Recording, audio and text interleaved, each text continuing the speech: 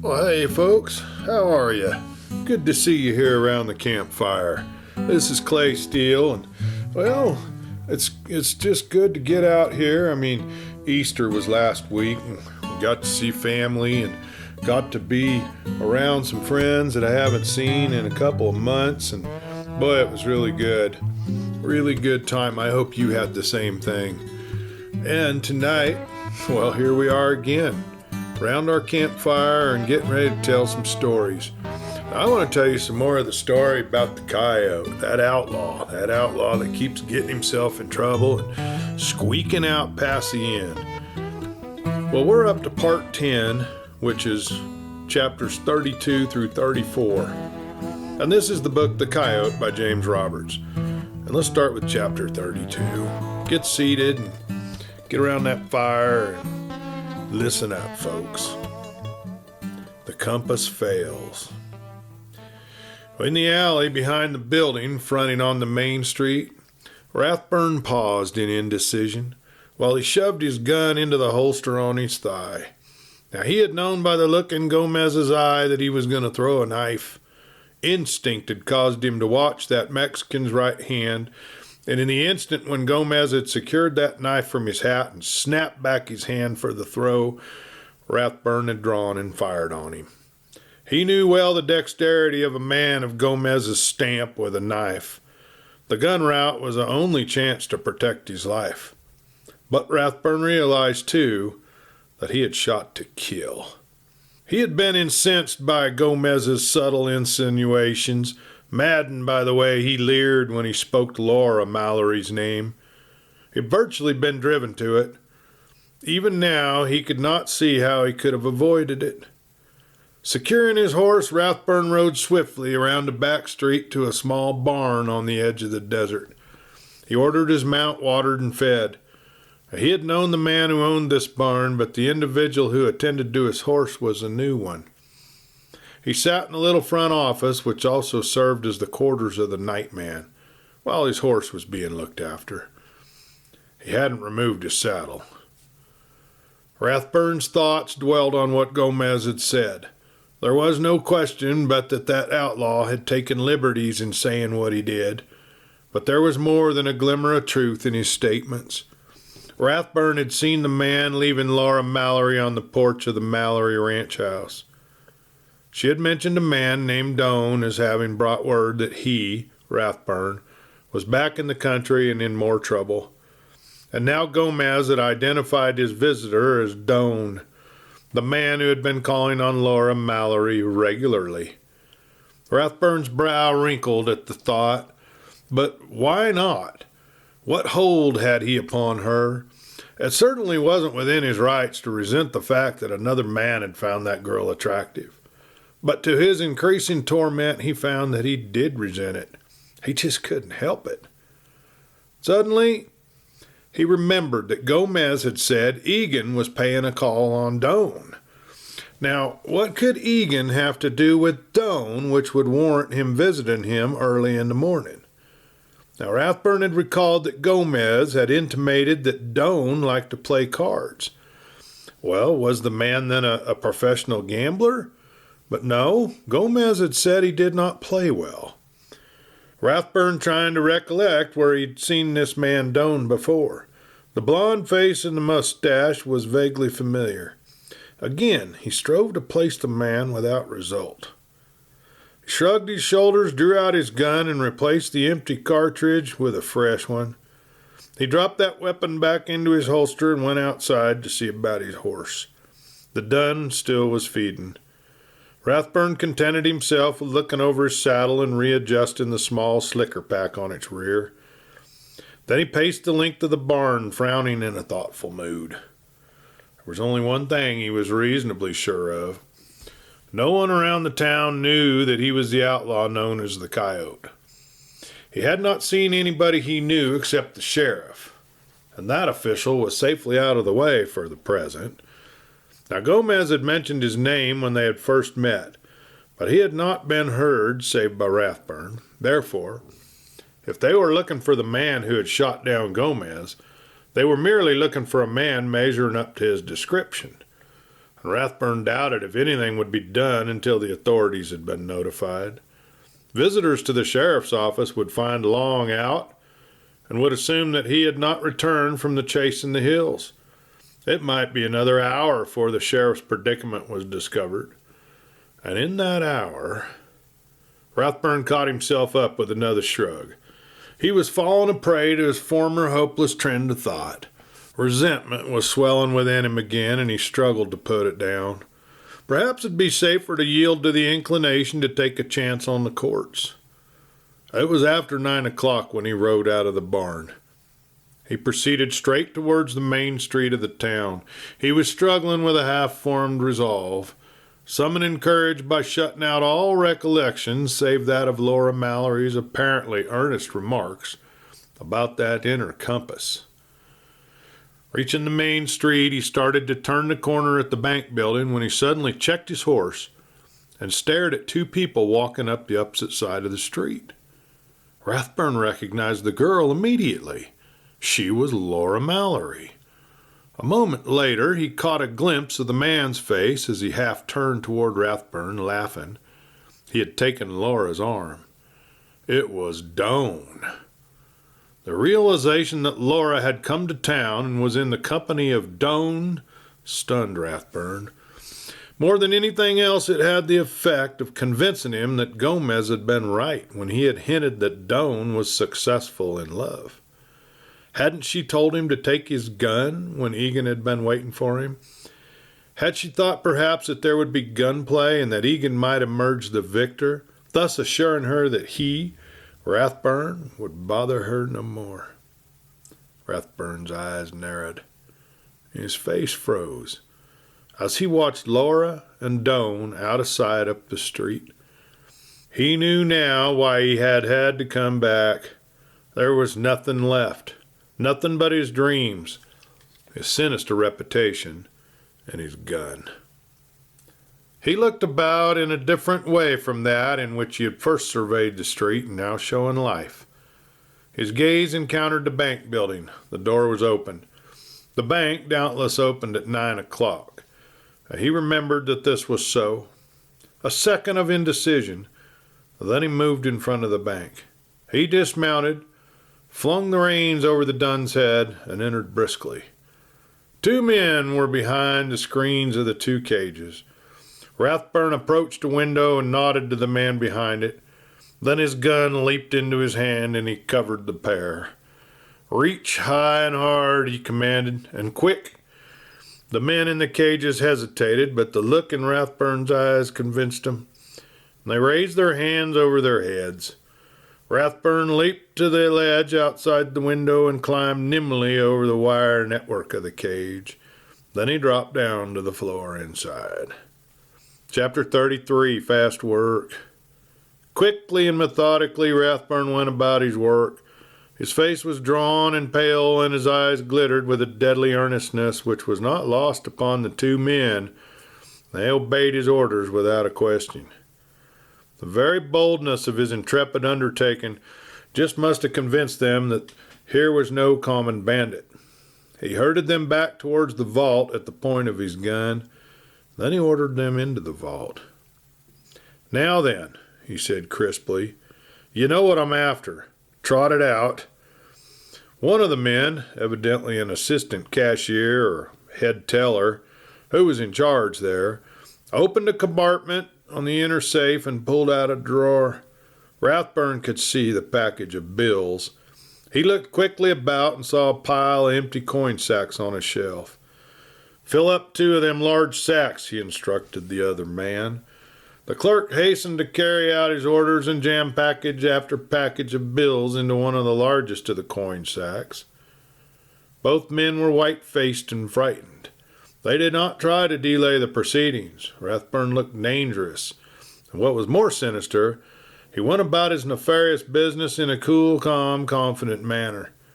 He did not look like Rathburn who had visited Laura Mallory the night before, nor the Rathburn who had talked with the sheriff.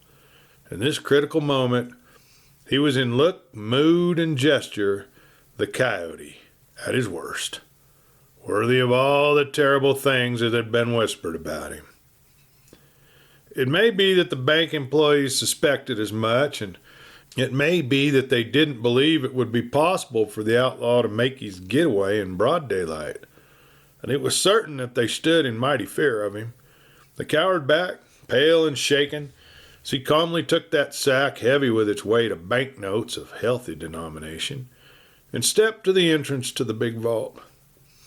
"When they come and let you out," said Rathburn, "you can tell them that the gent who helped himself to the berries in the cash box is just beginning to cash in on the reputation that's been wished on him." He smiled grimly as he swung the light inner door of the vault shut and clamped down the lever. He slid his gun into its holster and, carrying the sack of loot, walked out of the door of the second cage toward the main entrance of the bank. As he reached the door, a man came up the steps. Rathburn recognized Doane, and his lips curled in a snarl. It was the first time Doane had come face to face with him, but the man started back in surprise. "Rathburn!" he exclaimed. Rathburn hesitated. His first feelings of instinctive animosity fled. He scowled in a swift effort to place the man, and the thought that was in an indirect way Doane was partly responsible for what had come to pass flashed through his tortured brain. This brought swift comprehension of his immediate danger, and now that he had taken the decisive step, he would have to call upon all his resources of courage and cunning to protect his liberty. The die had been cast. He hurried past Doane, swung into the saddle, and rode at a swift pace round the corner, leaving Doane standing on the steps of the bank, staring after him with an expression of amazement on his face. Rathburn knew it would be but a matter of a very few minutes before the knowledge that the State Bank of Hope had been held up and robbed. It had become common property in the town. The very boldness of the robbery had ensured its success, for none would dream that a lone bandit would have the nerve to come into town in broad daylight, hold up the bank, and attempt to run for it across the open, burning spaces of the desert. For he was not aware of the coincidence which would make the news of the robbery known sooner than he expected. At the end of the side street he struck boldly across the desert, driving in his spurs and urging the gallant dun to its top speed. In a matter of minutes he was out of view of the town, a speck bobbing amid the clumps of mesquite, palo verde, and cactus. He raced for the mountains in the northwest. There was another element of uncertainty which entered into the probability of quick pursuit, as he had shrewdly divined. It might be some time before the sheriff's predicament was discovered. Meanwhile, most of the male population was scouring the vicinity of Imagination Range, looking for him. And there would be no one to lead a second posse until the sheriff was liberated. There was nothing in sight behind him toward town except the vista of dry desert vegetation swimming in the heat. Rathburn rode on with a feeling of security, so far as trouble from that quarter was concerned. But man, his thoughts were in a turmoil, and he passed a shaking hand over his damp brow. The resentment had given way to a grim decision and determination. Well, he had shown them what the Coyote could do. They would remember that job. They could lay that one down at his door. The proceeds would carry him a long ways. They had given him his reputation, and he would make the game worth the candle. The old fierce defiance of misguided youth was in his veins. He felt a wild exultation seize him. Doubt and all problems were set aside. His eyes glowed with a reckless light as he raced on towards the Blue Hills. Doane had known him, had called him by his name. Therefore Doane knew he was the Coyote, the outlaw with a price on his head. So much the better. He wanted him to know. The sun was at its zenith as he passed above the Mallory place. He did not once turn his head and look down upon it. His jaw was squared, his lips pressed tight, as he guided his horse into the winding foothills of the range. In a narrow canyon he dismounted and undid his slicker pack. When he again tied it behind the saddle, it contained the bag which held the banknotes he had taken that morning. He pushed on into the early afternoon. He now rode with more caution. The fact that he had not seen any members of the posse which were scouring the hills, he accredited to ignorance on their part. The fact that he had been at the Mallory Ranch the night before and had gone into town. These things they had hardly had time to learn. More than likely, they'd assumed that he had crossed the mountains, and it was possible that most of the men on the hunt were on the east side of the range. He became more and more convinced of this as the afternoon wore on, but he did not relax his vigilance. His face had clouded. "We made a mistake, Hoss," he muttered, "in not remembering to hunt up Mike Egan first thing."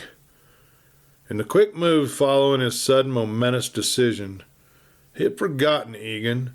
This fact now bothered him. He had a score to settle with Egan on general principles.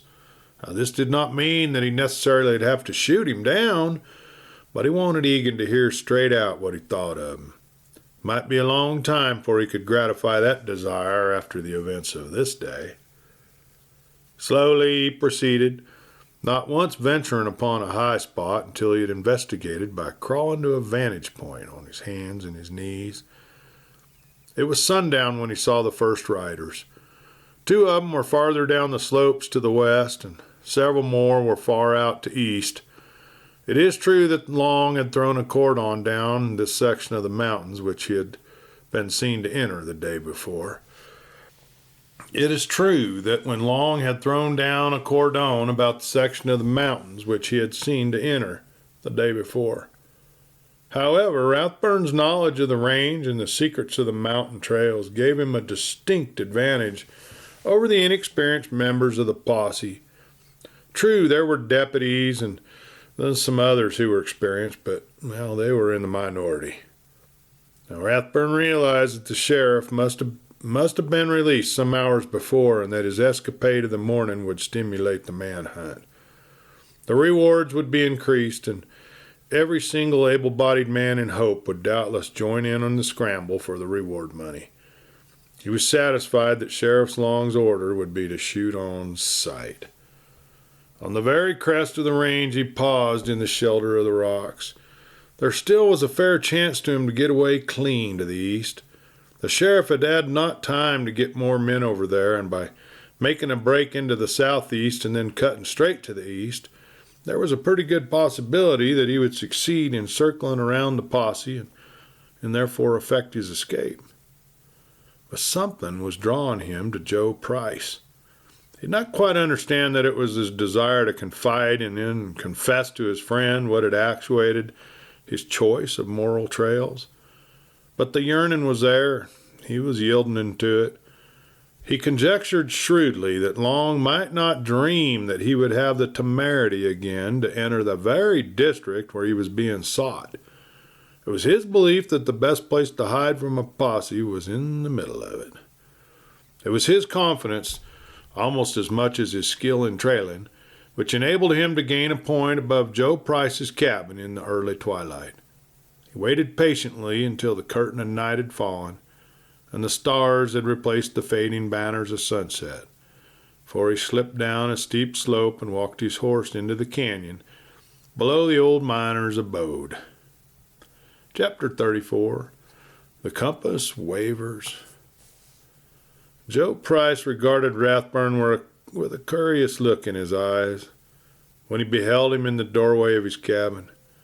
He stepped swiftly to one window, which was over the table, and dropped the burlap shade, and then he closed the door.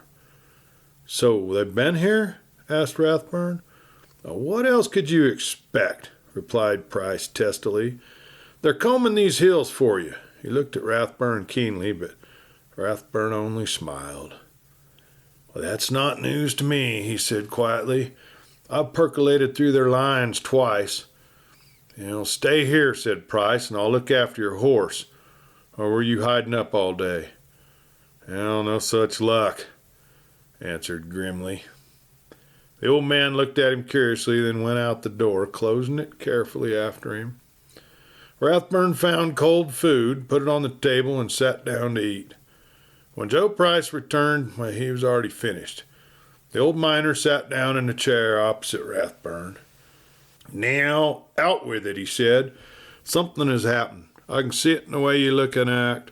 What's up?"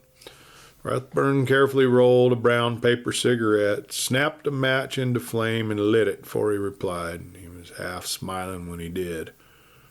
"I held up the State Bank of Hope this morning and extracted a bag of perfectly good bills," he announced. "Didn't bother with the counter money. Made 'em serve me from the vault." Joe Price's eyelids did not even flicker. "Any idea what you got?" he asked. "Not whatsoever," replied Rathburn coolly, "but the smallest I saw on the top of the package was a 50. Price nodded. "Well, you got plenty." Rathburn scowled. He had expected some kind of an outbreak, at least a remonstrance from his old friend. He glanced about uneasily and then glared defiance at Price. "It had to come, Joe," he asserted. "There wasn't any way out of it. What's more, I killed that greasy pard of Egan's, Gomez." "How so?" queried Price. "Well, I'll tell you, Joe, but I don't expect it to go any further. He said something about Laura Mallory and a man named Doane, and I didn't like it. I slapped him, and he went for a knife he had in his hat." The old man nodded again. "I see." He said that simply. "You shot him. Not a bad riddance. Now, how did you come to rob the bank, Rathburn?" Rathburn's gaze again shifted uneasily. Then he rose with a burning look at Price, walked up and down the slanting length of the cabin, and halted before the old miner. "Joe," he said in a tremulous voice, "it's the last ditch. I can't get away from it. I thought I could tell you, an old friend, the whole story, but I can't, Joe. That's the devil of it. There's something wrong with me. I reckon I'm one of those fellers who just had everything mapped out for him. I had some trouble, Joe, and it started something I can't control. They had to remember me, and I give 'em something to remember me by." "Well, who do you mean by they, Rathburn?" asked the miner. "Sheriff Long and the others," said Rathburn quickly. "There wasn't a chance for me. Why, I was thinking of giving myself up only this very morning, Joe. It ain't in the picture. Not after I let Gomez have it. Even after I stopped Gomez, I had an idea that I could face the music. Besides, Joe, there's more to this than you think. They call me the Coyote, and Joe, so help me from now on, I am." "Did you stop at the Mallory place?" asked Price quietly. Rathburn did not reply at once. With agony in his eyes, he looked at his old friend, and suddenly he bristled. "I might as well never gone there," he flung out. "I see now I wasn't wanted. I found out as much from Gomez. He told me about Laura's affair with this feller Doane. Now, what could I expect? I wasn't entitled to no one thought from her, and I should have known as much.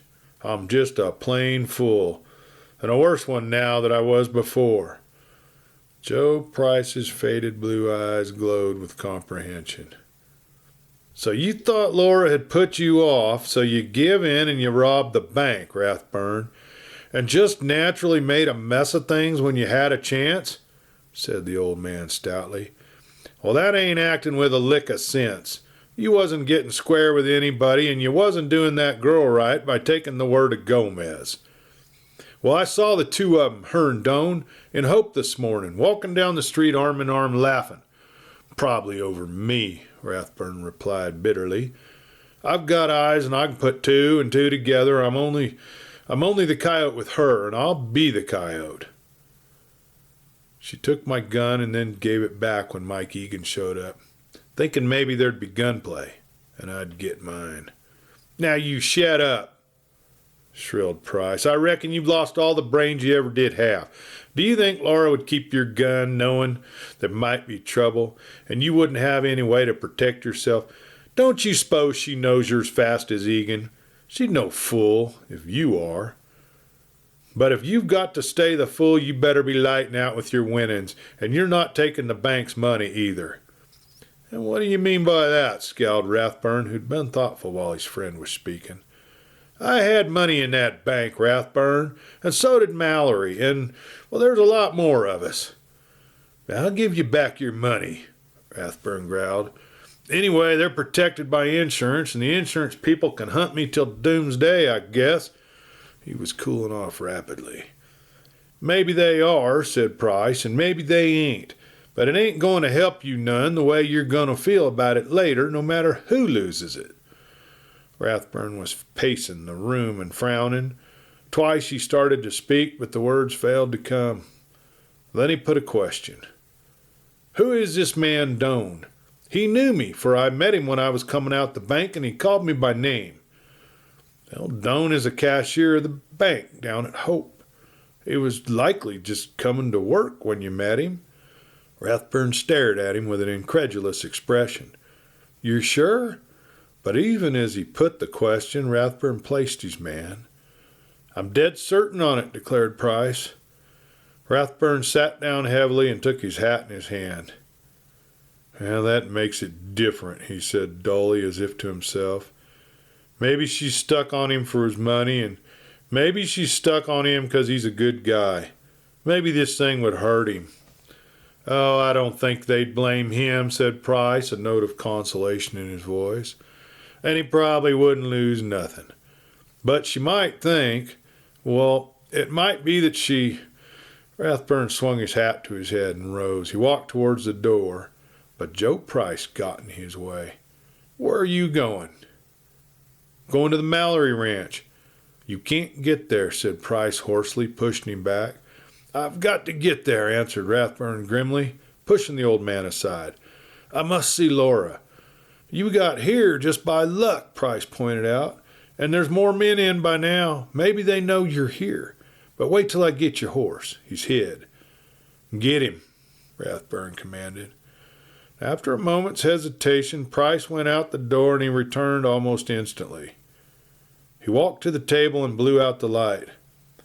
"Go to the door and see," he urged in an excited voice. Rathburn hurried out. High on the mountain above the canyon, a fire was burning. "It's the signal," Price whispered in his ear. "Joe, do me a last favor," said Rathburn in a weird voice. "Get me my hoss before it's too late." The old man obediently slipped into the shadows behind the cabin. Well, folks, what's going to happen now? Looks like he's going to try to make a run for it. Good God, I hope he makes it. We'll see. Most likely get himself in more trouble. Got himself in a bit right now, doesn't he? Well, it makes all better reason for us to get together next week. Do the same thing again. I'll read you more of this here story. You guys take care of yourselves and look after your neighbors, will you? Till then, this is Clay Steele. Good night.